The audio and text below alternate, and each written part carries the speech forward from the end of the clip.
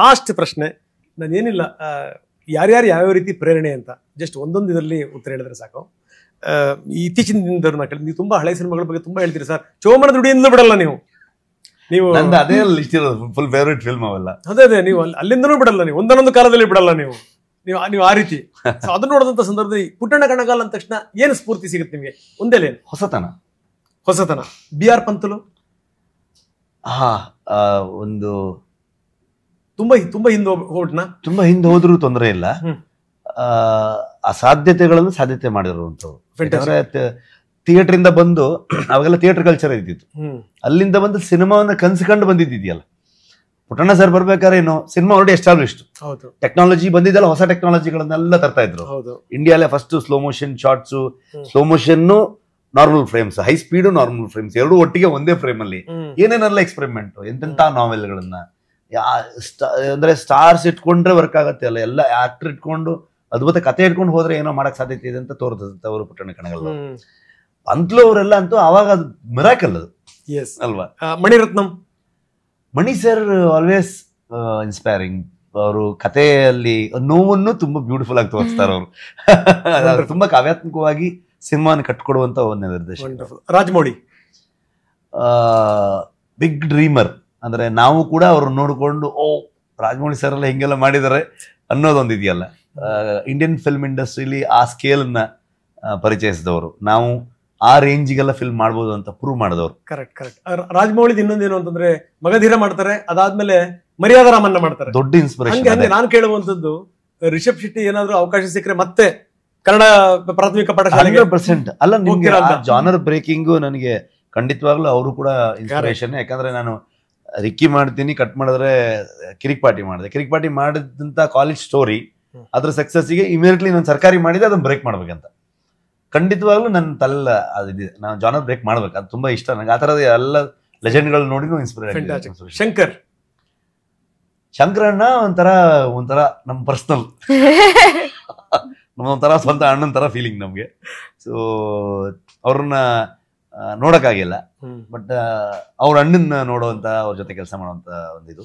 ಅವರು ಸಿನಿಮಾ ಅಲ್ಲಿ ಏನ್ ಬೇಕಾದ್ರೂ ಮಾಡಕ್ ಸಾಧ್ಯತೆ ಇದೆ ಅಂತ ತೋರಿಸ್ಕೊಟ್ಟವ್ರು, ಏನ್ ಬೇಕಾದ್ರೆ ಕನ್ಸು ಕಾಣ್ಬೋದು ಅಂತ ತೋರಿಸ್ಕೊಟ್ಟವ್ರು. ಒನ್ ವರ್ಡ್ ಅಲ್ಲಿ ಹೇಳಕ್ ಸಾಧ್ಯ ಇರಲಿಲ್ಲ.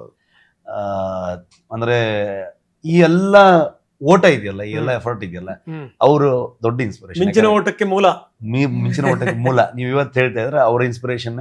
ಈ ತರದ ಹಗಲು ರಾತ್ರಿ ನೋಡದೆ ನಾವು ನುಗ್ಗಿ ಕೆಲಸ ಮಾಡೋದಿದೆಯಲ್ಲ, ಅವ್ರೊಂದು ಹೇಳ್ತಿದ್ರಂತೆ, ಒಂದ್ ದಿವಸ ಅಂದ್ರೆ ಮಲ್ಗಕ್ಕೆ ರೆಸ್ಟ್ ಮಾಡಕ್ ಟೈಮ್ ಬರುತ್ತೆ, ಈಗ ಇರೋದ್ ಕೆಲಸ ಮಾಡಕ್ಕೆ ಅನ್ನೋ ತರದಲ್ಲಿ ಹೇಳಿದ್ರಂತ.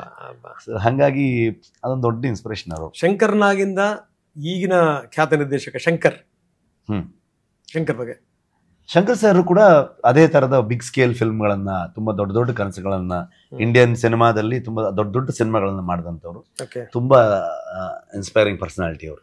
ರಾಜ್ಕುಮಾರ್ ಹಿರಾನಿ ಅದ್ಭುತ ಕಥೆಗಾರ, ತುಂಬಾ ಚಂದದ ಕಥೆಗಳನ್ನ ಹೇಳುವಂತವ್ರು, ಮನಸ್ಸಿಗೆ ಮುಟ್ಟುವಂತ ಕಥೆಗಳನ್ನ ಹೇಳುವಂತ ಕಥೆಗಾರ ಅವರು. ನಾಗಶ್ವಿನ್ ಈ ಜನರೇಷನಿನ ಒಂದು ಡ್ರೀಮರ್ ಅನ್ಕೋಬಹುದು, ಅಥವಾ ಇವತ್ತಿನ ಜನರೇಷನ್ಗೆ ನಮ್ಮ ಹಿಸ್ಟ್ರಿ, ನಮ್ಮ ಮೈಥಾಲಜಿ ಅಂತೆಲ್ಲ ಏನ್ ಹೇಳ್ತೀವಿ, ನಮ್ಮ ಮೈಥಾಲಜಿ ಅಂದ್ರೆ ಅದು ಆಕ್ಚುಲಿ ನಮ್ಮ ಹಿಸ್ಟ್ರಿನೇ, ಅದು ಮೆಥಾಲಜಿ ಅಂತ ಹೇಳ್ತಾರೆ. ನಡೆದಿರುವಂತ ವಿಚಾರಗಳನ್ನ ಹೇಳೋದು, ಚರ್ಚೆಗಳೇನೇ ಇರಲಿ, ಅದನ್ನ ಇವತ್ತಿನ ಕತೆಗೆ ಸಿನಿಮ್ಯಾಟಿಕ್ ಅವ್ರದೊಂದು ಯೂನಿವರ್ಸ್ ಒಳಗಡೆ ತಗೊಂಬಂದು ಹೇಳೋದ್ರಲ್ಲಿ ಒಬ್ಬ ಎಕ್ಸ್ಪರ್ಟ್ ಅವರು. ಅದ್ಭುತ ಫಿಲ್ಮ್. ಅಶುತೋಷ್ ಗೋರ್ಕರ್ ಅವರ ಕೆಲವೊಂದಷ್ಟು ಸಿನಿಮಾಗಳು ಬಹಳ ಅದ್ಭುತಗಳನ್ನು ಸೃಷ್ಟಿ ಮಾಡಿದೆ. ಅಂದ್ರೆ ನಮ್ಮಲ್ಲಿ ಚಿಗುರಿದ ಕನಸು ಬಂದಿತ್ತು, ಒಂದು ನಾವೆಲ್ ಬೇಸ್ ಆಗಿ ಇಟ್ಕೊಂಡು ಅವರಲ್ಲಿ ಸ್ವದೇಶ್ ಅಂತ ಮಾಡಿದ್ರು, ಅದೊಂದು ಸೀರಿಯಲ್ ಆಗಿತ್ತು ಅದನ್ನ. ಅಂಡ್ ಇದು ಯಾವುದು ನಮ್ಮ ಲಗಾನ್ ಅಂತ ಒಂದು ಅದ್ಭುತ ಸಿನಿಮಾವನ್ನ ಕೊಟ್ಟು ಅಮೀರ್ ಖಾನ್ ಅವರದ್ದು. ಸೊ ಈ ಮಣ್ಣಿನ ಕಥೆಗಳನ್ನ ಹೇಳುವಂತ ಪ್ರಯತ್ನದಲ್ಲಿ ಹಿಂದಿ ಇಂಡಸ್ಟ್ರಿಯಲ್ಲಿ ಇರುವಂತ ಒಬ್ಬ ನಿರ್ದೇಶಕರು. ಲಾಸ್ಟ್ ಸಂಜಯ್ ಲೀಲಾ ಬನ್ಸಾಲಿ ದೊಡ್ಡ ಇನ್ಸ್ಪಿರೇಷನ್. ಅಂದ್ರೆ ಅವ್ರ ಫ್ರೇಮೇ ಚಂದ, ಅವ್ರ ಸಾಂಗ್ಸ್ ಗಳೇ ಚಂದ, ಅವರ ಕಥೆಗಳು, ಆ ಲಾಸ್ಟ್ ದನ್ ಲೈಫ್, ಆ ಲವ್ ಸ್ಟೋರಿ. ಅಂದ್ರೆ ಅದೊಂದು ನಾರ್ಮಲಿ ಲವ್ ಸ್ಟೋರಿಗೆ ತುಂಬಾ ಒಂದು ಮಿಡಲ್ ಕ್ಲಾಸಿನ ಲೇಪ ಇರುತ್ತೆ, ಆ ತರದಲ್ಲಿ ಇರುತ್ತೆ. ಆ ರಿಚ್ ಲವ್ ಸ್ಟೋರಿಗಳನ್ನ ಅವರೇ ತೋರಿಸಿರೋದು ಅಂತ ಅನ್ಸುತ್ತೆ. ಓಕೆ, ವೆರಿ ಇಂಪಾರ್ಟೆಂಟ್ಲಿ ನಮ್ಮವರು ಬಿಡಂಗೆ ಇಲ್ಲ ನಾವು. ಪ್ರಶಾಂತ್ ಸರ್ ಆಪ್ತರು, ಅದ್ಭುತ ಸಪೋರ್ಟು. ಯಾವಾಗ್ಲೂ ನಾನು ಅವ್ರು ಫೋನ್ ಮಾಡಿ ಕೇಳ್ತಾ ಇರ್ತೀನಿ, ಸರ್ ಇದೆಲ್ಲ ಮಾಡೋಕ್ಕಿಂತ ಮುಂಚೆ ಈ ತರ ಸ್ಕೇಲ್ ನೋಡಿಲ್ಲ ಸರ್. ನನಗೆ ಏನೇನೋ ಮಾಡಕ್ ಕೊಟ್ಟಿದೀವಿ ನಾವು, ನಿಮ್ದು ಶೂಟಿಂಗ್ ಆಗ್ಬೇಕಾದ್ರೆ ಒಂದ್ಸಲ ಕರೀರಿ, ಬಂದು ನೋಡ್ಕೊಂಡು ಹೋಗ್ತೀವಿ ನಾವು ಅಂತ. ಪ್ರಶಾಂತ್ ಸರ್ ಆಗ್ಬೋದು, ಯಶ್ ಅವ್ರು ಆಗ್ಬೋದು, ವಿಜಯ್ ಕರಗಂದೂರ್ ಅವ್ರು ಆಗ್ಬೋದು, ಅಥವಾ ಹೊಂಬಾಳೆ ಆಗ್ಬೋದು, ಈ ಜನರೇಷನ್ಗೆ ಒಂದು ಕನ್ನಡದ ಒಂದು ಸಿನಿಮಾ ದೊಡ್ಡ ಕನಸು ಕಟ್ಕೊಂಡು ಇವರು 3 ಜನ ಒಟ್ಟಾಗಿ ಹೋಗಿರೋದಿದೆಯಲ್ಲ, ಒಂದು ದೇಶದಾದ್ಯಂತ ನಾವು ತಲುಪಬಹುದು ಅಂತ ತೋರಿಸ್ಕೊಟ್ಟಿರುವಂಥವ್ರು ನಮ್ಮ ಈ ಜನರೇಷನ್. ನಮ್ಗೆಲ್ರಿಗೂ ಕೂಡ ಒಂದು ಮಾರ್ಗವನ್ನ ಹಾಕಿ ನೀವು ಹೋಗ್ಬೋದು ನೋಡಿ ಅನ್ನೋ ತರ ಒಂದು ತೋರಿಸ್ಕೊಟ್ರು. ಮೋಸ್ಟ್ಲಿ ಅದು ಇರ್ಲಿಲ್ಲ ಅಂದಿದ್ರೆ ಇಷ್ಟು ಬೇಗ ಕಾಂತಾರಕ್ಕೆ ಒಂದು ಸಡನ್ ನಾವು ಹೋಗೋ ಧೈರ್ಯನೂ ಮಾಡ್ತಿದ್ವೋ ಇಲ್ಲೋ ಗೊತ್ತಿಲ್ಲ. ಕನ್ನಡದಲ್ಲೇ ಹೋಗ್ತಿತ್ತು, ಮೋಸ್ಟ್ಲಿ ಸ್ಯಾಟಲೈಟ್ OTTಗೆಲ್ಲ ಡಬ್ ಮಾಡ್ಕೊಡ್ತಿದ್ವಿ ನಾವು. ಥಿಯೇಟ್ರಿಕಲ್ ಹೋಗ್ಬೋದು ಅನ್ನುವಂಥದ್ದಕ್ಕೆ ಒಂದು ಆಲ್ರೆಡಿ ಹೊಂಬಾಳೆ ಎಕ್ಸ್ಪೆರಿಮೆಂಟ್ ಮಾಡಿತ್ತು. ಅದರಲ್ಲಿ ಪ್ರಶಾಂತ್ ಸರ್ದು ಕಾಂಟ್ರಿಬ್ಯೂಷನ್ ಇದೆ, ಯಶ್ ಅವ್ರದ್ದು ಕಾಂಟ್ರಿಬ್ಯೂಷನ್ ಇದೆ ಇಡೀ ತಂಡವಾಗಿ. ಸೊ ಐ ಥಿಂಕ್ ದೊಡ್ಡ ಇನ್ಸ್ಪಿರೇಷನಲ್ ಪರ್ಸನಾಲಿಟೀಸ್ ಅವರು. ಕೊನೆಯದಾಗಿ ಒಬ್ಬ ವ್ಯಕ್ತಿ ಬಗ್ಗೆ ಕೇಳಲೇಬೇಕು, ವ್ಯಕ್ತಿತ್ವ ರಿಷಬ್ ಶೆಟ್ಟಿ ಹೆಂಗ್ ಪ್ರೇರಣೆ? ನಾನೊಬ್ಬ ಖಾಲಿ ಮನುಷ್ಯ,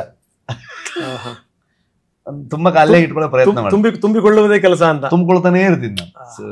ನೀವು ಕೊಡ್ತಾ ಹೋಗಿ ನಾನು ತುಂಬಿಕೊಳ್ತಾ ಜೋಳಿಗೆ. ಯಾಕಂದ್ರೆ ನಮ್ಮೊಳಗಿರುವಂತ ನಮ್ಮನ್ನು ಮರೆದ್ರೆ ನಾವು ಬೆಳೆಯಕ್ಕೆ ಸಾಧ್ಯನೇ ಇಲ್ಲ ಸರ್. ಹೌದು, ಪ್ರತಿದಿನ ಕಲಿಬೇಕು. ಒಳ್ಳೊಳ್ಳೆ ಮನುಷ್ಯರು ಸಿಗ್ತಾ ಇರ್ತಾರೆ ಪ್ರತಿ ದಿವಸ. ಅದೇ ನನ್ನ ಭಾಗ್ಯ ಅನ್ಕೊಳ್ತೀನಿ. ಪ್ರತಿಯೊಬ್ಬರ ಹತ್ರ ಕಲಿಯ ಸಿಗುತ್ತೆ. Thank you very much Rishab, ಬಹಳಷ್ಟು ಟೈಮ್ ತಗೊಂಡೆ, ತುಂಬಾ ಚೆನ್ನಾಗಿ ಮಾತಾಡಿದ್ರಿ, ತುಂಬಾ ಅದ್ಭುತವಾಗಿ ಮಾತಾಡಿದ್ರಿ. Madam thank you, thanks a lot. ಇದು ಈಗಿನ ವಿಶೇಷ. ನಿರಂತರ ಸುದ್ದಿಗಾಗಿ ನೋಡ್ತಾ ಇರಿ.